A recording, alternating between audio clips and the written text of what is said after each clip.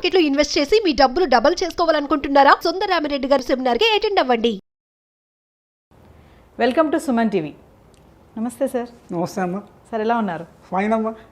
Sir, bank schemes, అసలు బ్యాంక్లో ఏమేమి స్కీమ్స్ ఉంటాయి, అసలు దాని ఎలిజిబిలిటీ ఎలా ఉంటుంది? బ్యాంకులో సాధారణంగా కొంత అకౌంటెన్సీ పరిజ్ఞానం ఉండే వాళ్ళకి అసెట్స్ లయబిలిటీస్ అనేది మనం వ్యక్తిగతంగా కూడా మన ఇండివిజువల్ మన నెలసరి జీతంలో కూడా we can maintain that assets and liabilities. తెలుగులో చెప్పాలంటే ఆస్తులు అప్పులు. మనకి ఎన్ని ఆస్తులు ఉన్నాయి, అప్పులు ఉన్నాయి. బ్యాంక్ నుంచి ఆలోచిస్తే మనము డిపాజిట్ చేసుకున్నవన్నీ బ్యాంక్కి అప్పులు, because they have to pay back to us. Bank ఏదైతే లోన్ ఇస్తుందో బారోయర్స్కి అవి బ్యాంక్కి ఆస్తులు. ఇది ప్రధానమైన విషయం. ఇప్పుడు మనము అంటే జనరల్ పబ్లిక్లో మనము బ్యాంకులో 80% మంది డిపాజిట్ చేస్తారు. వాళ్ళకుండే స్మాల్ సేవింగ్స్, మీడియం సేవింగ్స్. అప్పు తీసుకునే వాళ్ళు తక్కువ ఉంటారు, డిపాజిట్ చేసేవాళ్ళు అసంఖ్యాకు ఉంటారు. దానికి మన జన్ ధన్ యోజన JDY అది రీసెంట్ స్కీము. ఇంతకుముందు we use to say financial inclusion. ఈ JDY కింద చాలామంది బ్యాంకులో అకౌంట్స్ ఓపెన్ చేసి డబ్బులు కొద్దిగా గొప్ప దాచిపెట్టారు. రెండు ప్రధానమైనటువంటి అకౌంట్స్ బ్యాంకులో ఉండేవి. మిగిలినవన్నీ దానికి లోబడి ఆర్ అడిషనల్ అనొచ్చు. మెయిన్గా రెండే, ఒకటి సేవింగ్స్ అకౌంటు, రెండవది కరెంట్ అకౌంట్. సేవింగ్స్ అకౌంటు పౌరులు వాళ్ళ వ్యక్తిగతంగా ఇండివిజువల్గా కానీ జాయింట్గా కానీ దాడు they can open the savings account. మనకు తెలుగులో పొదుపు ఖాతా అంటాం. బిజినెస్ చేసేవాళ్ళు కరెంట్ అకౌంట్. ఈ రెండే ప్రధానమైన అకౌంట్స్. ఈ ఫిక్స్డ్ డిపాజిట్లు మిగిలినవన్నీ వీటికి లోబడి వెనక సైడ్ వస్తాయి. మనము చెక్కులు ఇష్యూ చేసినా, ఎవరికైనా డబ్బులు ట్రాన్స్ఫర్ చేసినా కూడా ఈ SB అకౌంట్ నుంచి కానీ కరెంట్ అకౌంట్ నుంచి కానీ పోతాయి. This is the basic thing.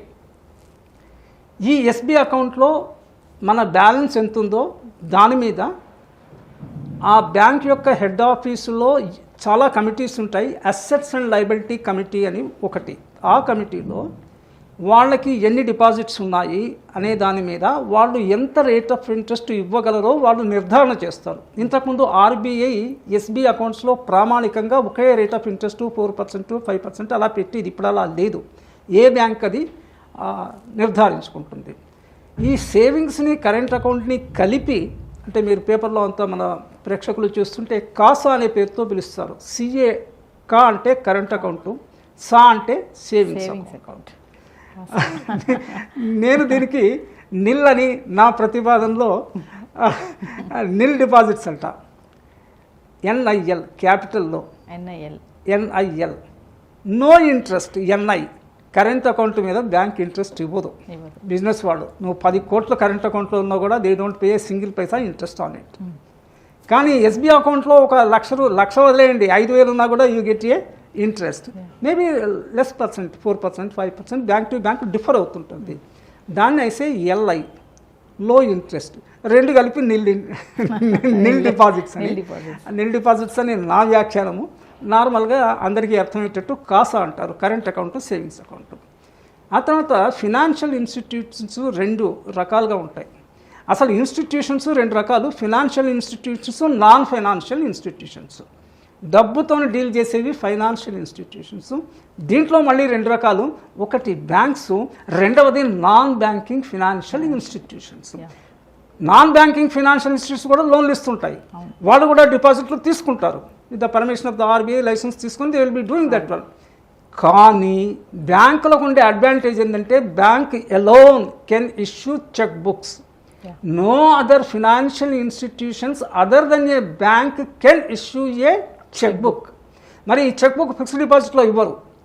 Check book ఇచ్చేది ఓన్లీ 2 అకౌంట్స్లోనే. వన్ ఈ savings account, the other is current account.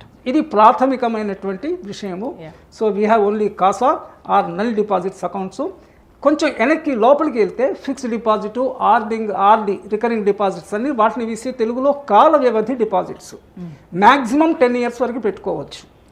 10 years దాటితే ఒకవేళ కోర్టు నుంచి వచ్చిన డిపాజిట్ అయితే మైనర్ పిల్లల్లో ఏదో మైనర్ ఒక 3 ఏళ్ళ అబ్బాయికో అమ్మాయికో డిపాజిట్ చేయాల్సి వచ్చింది. పేరెంట్స్ ఏదైనా యాక్సిడెంట్లో పోయినప్పుడు కోర్టు నుంచి వాళ్ళకి ఏదో వచ్చింది. వాళ్ళ మైనార్టీ తీరేంతవరకు 18 ఇయర్స్కి రావాలి కదా, అంటే 18లో 3 తీసేస్తే 15 ఏళ్ళ వరకు పెట్టాలి. ఆ ఎక్సెప్షన్ తప్ప కస్టమర్ వెళ్ళి అడిగితే 10 ఏళ్ళకి మించి డిపాజిట్ తీసుకోరు, ఓకే. ఆర్డీ కానీ ఫిక్స్డ్ డిపాజిట్ కానీ. ఈ ఎస్బీఐ వీటికి ఎస్బీఐ కరెంట్ అకౌంట్ మీ ఇస్తే డిమాండ్ డిపాజిట్స్, టెక్నికల్గా ఈ కాల వ్యవధి ఉండే దాంట్లో మీ ఇస్తే time deposits, because they are for a particular time. This is the broad classification of the deposits. ఈ సేవింగ్స్ బ్యాంక్స్కి వస్తే మళ్ళీ ఈ మధ్యలో చాలా ఫ్రాడ్స్ జరుగుతున్నాయి. చాలామంది సోషల్ మీడియాలో చూసుంటారు, నాకేదో ఫోన్ నెంబర్ వచ్చింది, నేను ఏదో ఆన్సర్ చెప్పాను, ఓటీపీ అన్నాడు, ఏదో చెప్పాను నాకు తెలియక, ఇంత లోపల నా బ్యాంక్ అకౌంట్లో నుంచి 4 లక్షలు పోయినాయి, 2 లక్షలు పోయినాయి అంటున్నారు. ఇది ఇక్కడ చాలా జాగ్రత్తగా గమనించాల్సిన విషయం. హైబ్రిడ్ డిపాజిట్ స్కీమ్ అని ఆల్మోస్ట్ అన్ని బ్యాంకుల్లో ఉంది. హైబ్రిడ్ డిపాజిట్ అంటే current SB account come FD account. ఒక థ్రెషోల్డ్ మనం మార్క్ ఇచ్చి 5,000 కన్నా మించితే నా ఎస్బీ అకౌంట్లో నుంచి ఆటోమేటిక్గా it should go to my FD account. 5,000 కన్నా తక్కువైనప్పుడు అది నాకు ఫస్ట్ ఎఫ్డి ఉందో అది క్లోజ్ చేసి మళ్ళీ రావాలా. అప్పుడు ఇలాంటి ఫ్రాడ్స్ జరిగినప్పుడు యువర్ లాస్ ఈస్ మినిమైజ్డ్. 5,000తోనే పోతుంది. మీరు ఒక 50,000 5 లక్షలు ఎస్బీలో పెట్టుకుంటే అవి మొత్తం పోయే అవకాశం ఉంది. ఎఫ్డీలో ఉండే అకౌంట్కి fraudsters cannot have a direct access to it. వేరే ఇవి ఫ్రంట్ ముందర ఉంటాయి కాబట్టి వీటికి యాక్సెస్ ఉంటుంది, దానికి ఉండదు. సో శ్రోతలు ఇది గమనించుకోవాలి. అంటే మేనేజ్మెంట్లో ఒక టర్మ్ ఉంది, when the loss cannot be avoided at least it should be minimised. నష్టం తప్పదు అనుకున్నప్పుడు కనీసం తగ్గించుకోవాలి. 1,000, 2,000, 5,000 కూడా పోయింది అనుకుంటాం, దాని గురించి వ్యధపడాల్సిన పని కూడా లేదు. కానీ 50,000 లక్ష పోతే ఇట్లా కొంత మనిషికి బాధ అవుతుంది కదా. This is one thing, this is the hybrid deposit. ఇంకా కొన్ని బ్యాంకులు కొన్ని స్పెషల్ స్కీమ్స్ వాళ్ళు చేయొచ్చు. Maybe additional what I say insurance component కానీ ఏదైనా సర్ప్రైజ్ గిఫ్ట్ వాటి మీద అంతా కంట్రోల్ పెట్టింది ఆర్బీఐ, అలా చేయకూడదు అనేసి. But still this is the బ్రాడ్గా this is the classification of deposits. Sir ఇప్పుడు కొన్ని బ్యాంక్స్ చూసుకుంటే ఈ స్కీమ్స్ అనేది బ్యాంక్ కూడా డిఫరెంట్గా ఉంటాయి. ఆ స్కీమ్స్ అన్నీ ఒకటే ఉంటుందంటారు? బ్రాడ్గా నేను చెప్పింది CASA, deposits on monthly basis, on daily basis, daily products అంటారు. అంటే యాక్చువల్ బేసిస్ మీద ఈరోజు 10,000 నా ఎస్బీ అకౌంట్లో బ్యాలెన్స్ ఉంది, రేపు 15,000 ఉంది. ఈరోజు ఒక రోజుకి 10,000కి ఇస్తాడు, ఆ 15 రేపటి నుంచి 15,000కి, మళ్ళీ రేపు పొద్దున 8,000 అయితే ఆ 8,000 మీద, అంటే యాక్చువల్ ప్రొడక్ట్స్ మీద ఇస్తారు. ఇది ఫండమెంటల్ రూల్. ఓకే.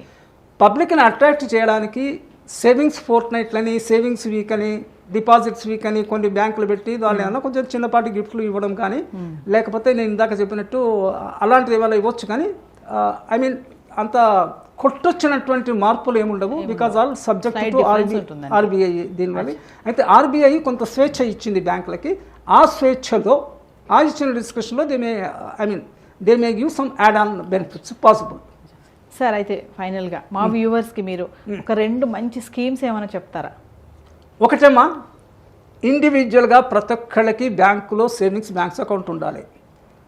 మొన్న ఒక సెమినార్లో కూడా నేను చెప్తున్నాను, బర్త్ సర్టిఫికెట్ ఇచ్చే ముందు government should ensure that unless the parents open A bank account for them birth certificate should not be given. అంటే ఇది కొంచెం రెవల్యూషనరీ దిస్ వన్. కారణం ఏంటంటే బాబో పాపో పుట్టిన తర్వాత 21 రోజు చేస్తున్నాం మన దగ్గర 21st డే నేమింగ్ సెరమనీ. ఏదో గిఫ్ట్లు క్యాష్లో కైండ్లో వస్తాయి కదా, మీరు అప్పటికే అకౌంట్ ఓపెన్ చేస్తే ఆ క్యాష్ అంతా ఆ డిపాజిట్లో చేయొచ్చు కదా. ఆ పాప బాబు పెరిగి 5-10 ఏళ్ళకి నా బ్యాంక్ అకౌంట్ అనేటువంటి ఒక స్పృహ ఒకటి ఉంటుంది కదా, సేవ్ చేయాలనేటువంటి ఒక జ్ఞానం పెరుగుతుంది కదా. వాళ్ళు పెరిగిన దీంట్లో in the process of this one అదే బ్యాంకులో మనం పెట్టుకోవచ్చు అనేసి. అప్పుడు బ్యాంక్ సీనియారిటీ పెరిగి బ్యాంక్ మేనేజర్ కూడా 10 ఏళ్ల నుంచి ఈయన అకౌంట్ ఉంది, ఇతను ఫారిన్ వెళ్తున్నాడు, ఎడ్యుకేషన్లోను విషుడు ఇవన్నీ వస్తాయి కదా.